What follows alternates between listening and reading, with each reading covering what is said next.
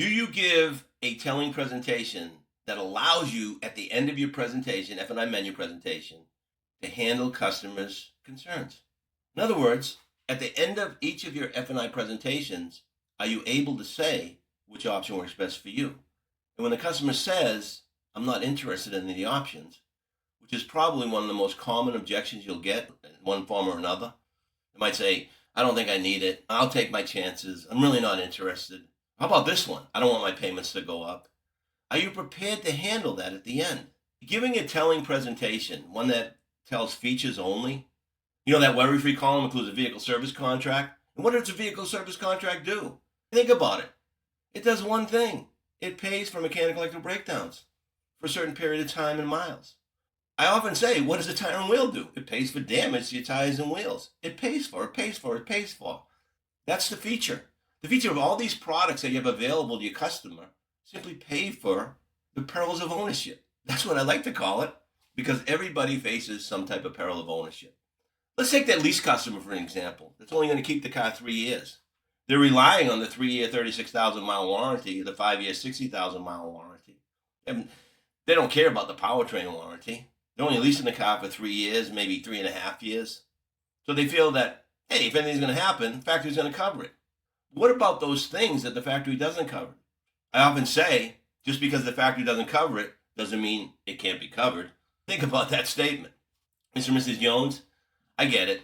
You're going to keep the car for 3 years. You're going to drive 36,000 miles, maybe 40,000 miles, and you're relying on the factory warranty.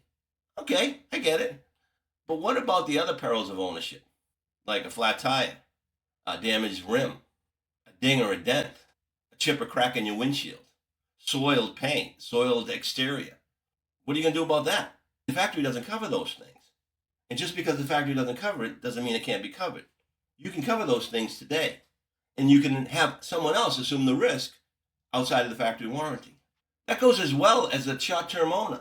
The customer who, during your introduction, which is very important, gathering and verifying information about the customer's driving habits, verifying the details of the deal. So when you get the customer into the F&I office, you're not blindsided, you're not making assumptions. You're able to tell them in their own words, I drive 18,000 miles a year, I keep the car till the wheels fall off, that the reason why you should reconsider your decision not to enroll in a vehicle service contract is because you drive so many miles and you're going to keep the car, the wheels fall off. Maybe the reason you should consider the tire and wheel program is because you mentioned to me earlier, and you're not going to find this out unless you do an introduction and ask them questions. You mentioned to me earlier the road you drive on, all that construction on I-75. This is the reasons why an introduction or interview is so important. Because after that telling presentation, you're able to look at the customer and say, Mr. and Mrs. Jones, you have any questions about the options that are available to you that I just shared with you? The customer says, no, I don't have any questions. And that free no, what we call at Prod Prep, actually took the knee-jerk reaction out of the equation. Because the next question is, now that you don't have any questions, Mr. and Mrs. Jones, I would like to ask which option does work for you. And now they have to think. And because you gave a presentation that spells it out very simply, it pays for this, pays for that, pays for this, pays for that.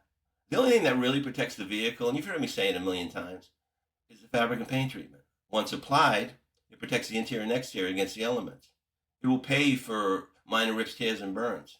And if the paintless dent removal is attached to the fabric and paint treatment contract, it'll pay for a technician to come out to your home or office and remove those unsightly dings and dents that are put in the vehicle by disrespectful people. Do an introduction, gather, verify information from your customer, go in and do a feature presentation, and then allow yourself at the end to say which option works best for you. But start it off with the free no.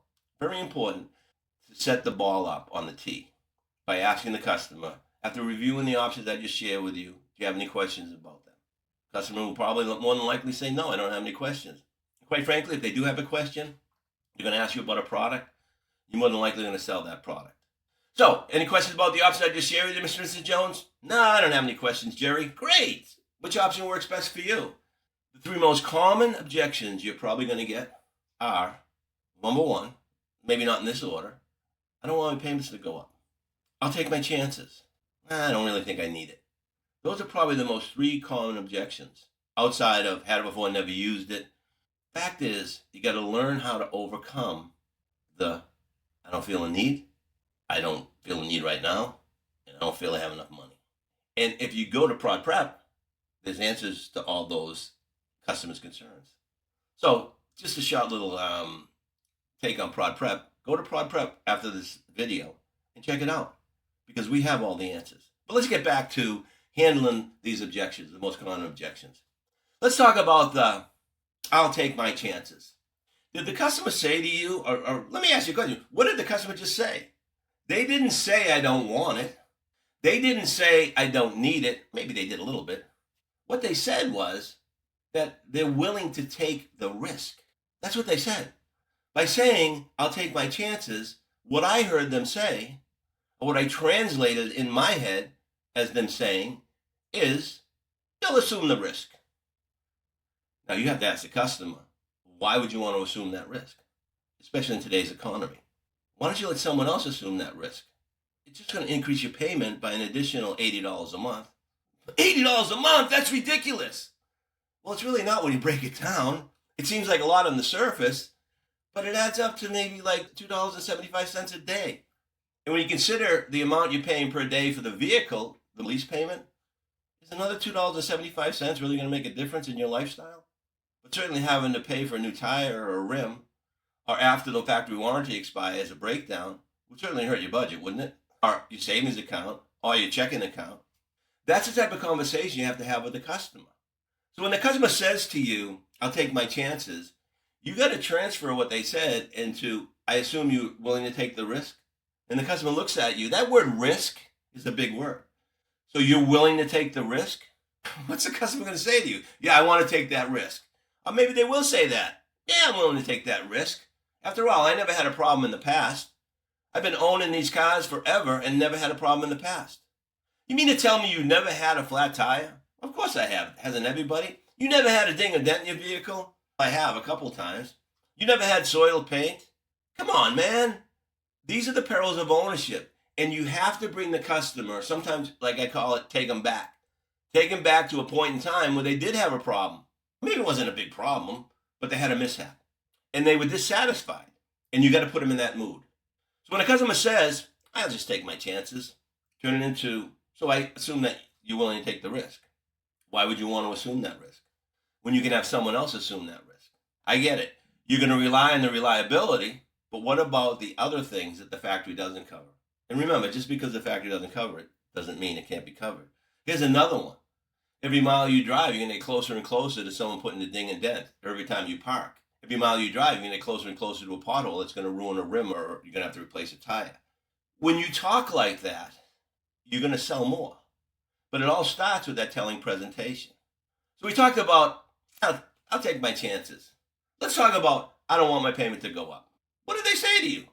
Did they say, I don't want it? I didn't hear I didn't want it. I heard they don't want their payment to go up. Did they say they don't need it? I didn't hear that. What I heard was they don't want their payment to go up. Now, if you have a desking process that allows you to increase the term once they get in F&I, then you can look at the customer and say, what if your payment didn't go up? Would you be interested in these options? What customer is going to say no? And now you're allowed, because of the desk set you up at 60 months or 66 months, or even 72 months, you're able to extend the term 3, 6, or even 12 months, showing the customer how they get into these programs with no additional cost to them. Now, I know what you're thinking. You're probably thinking, well, the customer's going to say, I don't want to pay any more interest. It's simple interest, man. And if you did an introduction, you found out that the customer's going to keep the car for 7 or 8 years. So what difference does it make how long you're paying for it? And if you trade it in early, guess what? You're going to get a pro rata refund that you can apply to the next car or the next product. Knowledge is power. Credibility is power. Confidence is power. The ability to engage the customer and get them involved in the conversation is power. And let's face it, for those of you out there, those critics out there saying, wow, those products are ridiculous, they don't work. Why do you think we have a service department? Why are there tire shops on every friggin' corner? Okay? Why is the AutoZone, thanks to Justin Gassman, why is AutoZone stock so high?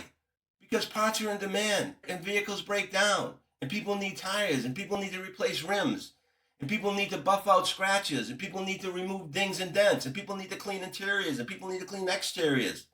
That's a fact. So for all you people out there that say, I really don't need it. Okay, you don't need it. Fine, you're willing to take the risk. Why would you want to assume that risk? But let's get back to I don't want my payments to go up. There's a thing that we call the calculator close that I share with you a million times. If you want to see it, go to prodprep.com. There's an example of it, many examples of it, how to use it, how to utilize it. Get the customer involved and engage in that close, or what we like to call addressing concerns with the customer. And you'll overcome their fear of spending the extra money. Because after all, this is the way you need to look at it. What's $100 a month? It's $100 a month. That's a lot of money, $100 a month. But when you break it down daily, it's only $3. Seriously. And everybody makes daily payments, whether they know it or not. From their car payment to their insurance payment, to their mortgage payment, to their rent payment. You can calculate it daily. And $100 only adds another $3 a day to what they're already spending. And you look right at the customer and say, is $3 a day going to change your lifestyle in any way, shape, or manner? And the customer will look at you and say, most of the time, hell no. $3 ain't going to change my lifestyle in any way, shape, or manner. But certainly having to pay $1,500 for tire and wheel, wouldn't it? And the customer's going to look at you, yeah, it would. Then I think you should sign up. And the customer's going to say, yeah, you know what? I think you're right, Gerry. So we discussed one of the most common ones. I'll take my chances. I don't want my payment to go up. And here's a good one. I don't think I'll need it. All right. So how do you answer that one? I don't think I need it.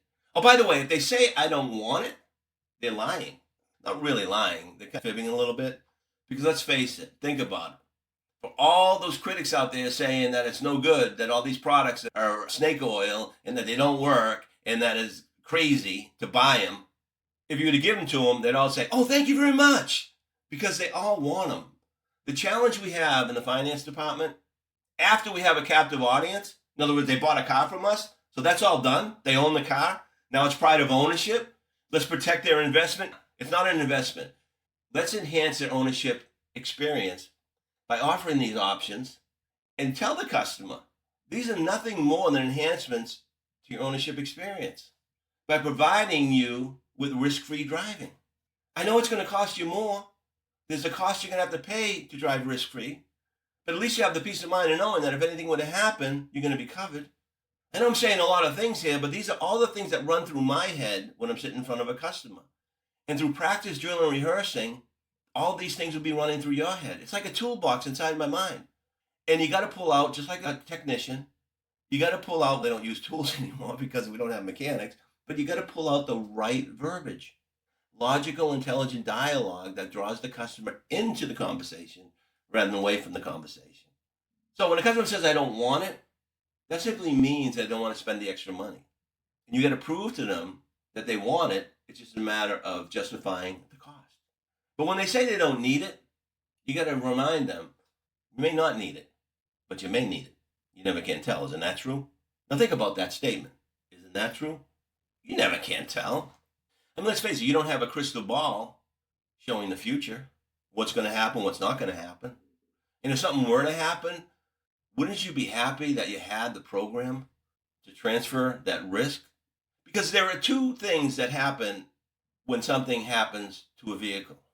There's a monetary disadvantage and an emotional disadvantage. So it affects the customer monetarily and emotionally. And maybe sometimes you have to go after the emotions rather than just the money. So it's going to cost you all this money. I have plenty of money. I'm not worried about that. Well, how about convenience? If you have plenty of money, is convenience important to you? Having an 800 number and having someone come out to your home or office, pick up the car, or maybe repair a ding and dent at your home or office? How about the emotional impact? How are you going to feel when something were to happen? Take them back, as I mentioned earlier. Take them back to the time they had that flat. You ever have a flat tire? Yeah, I've had a flat tire. Can you tell me about it? It wasn't really that bad. Did you have to replace the tire? Yeah, I did. How much did it cost you? It cost me a couple $100. How'd you feel when you had to pay that $200? I didn't feel good about it. Boom, you got them right where you need them. What if that would happen again? Wouldn't you want some type of remedy? The bottom line here is when someone says I don't need it or don't want it, they're simply telling you they don't want to spend the extra money. And you got to isolate what product they're most interested in. And the best way to do that is simply look at the customer and say, Mr. Jones, let me ask you a question. If money weren't an issue with you, because I'm assuming most people tell me the reason why they don't select an option is because they don't see enough. The word enough is the big word. Enough value in spending the extra money for the product. Isn't that really how you feel? Yeah, I guess so. If money weren't an issue with you, which option would you select? If money weren't an issue with me, I'd select them all. That's why oftentimes you have to narrow it down or ask this question. if money were an issue with you, which two options would you select? Or which one option would you select out of the what I call the worry-free column, which lists all the products that are available to a customer? And the customer is probably more than likely going to select an option. And that's what they're most interested in. And that's the product that you try to close them on. And you simply say to them, so you're somewhat interested in the tire and wheel program. Any particular reason why you picked the tire and wheel? Pandora's box opens up. They tell you, because I had a flat, because I had 4 flats, because I had to replace a rim. And what if that would happen again, Mr. and Mrs. Jones? Wouldn't you want a remedy for that? It's only an additional $18 a month. Oh, I don't really want to spend any more money. Now we get back to the I don't want to spend more money. Then you go to the calculator close. Or maybe they go back to, you know what? I'll just take my chances. Why would you want to take your chances seriously? It happened to you before. I'm not saying it's going to happen to you again. The word when, probable, more than likely, rather than in the event, is more impactful with your customer. So, when giving a presentation and telling the customer that a vehicle service contract pays for mechanical breakdowns when the vehicle breaks down, breakdown's another big word. There's a big difference between saying it pays for the repair of the vehicle than it pays for breakdowns when the vehicle breaks down. Big difference, okay? I talk about, may I share these options with you? May I sign you up for these options? Instead of say, can I share these options with you? Can I sign you up for these options? Very rarely will a customer say to you, no, you mayn't. So remember, may I? I love that one. The fact of the matter is, you stand there in front of the customer toe to toe, and you verbal vomit all over them, and you end up getting something only to get a cancellation later. But if you do it in an intelligent, logical manner, like I'm explaining, do a feature presentation, and then learn how to handle the most 3 common objections you're going to get. And again, I'm not saying they're in this order, but they're the 3 most popular objections or concerns the customer's going to share with you. After you say, do you have any questions about what I just shared with you? Nope. Which option works best for you? They're more than likely going to say, I'll take my chances, I don't need it or want it, and I don't want my payment to go up. And if you want to learn how to overcome those customers' concerns, get over to prodprep.com because that's where you're going to find the answers. Until next time, go get them.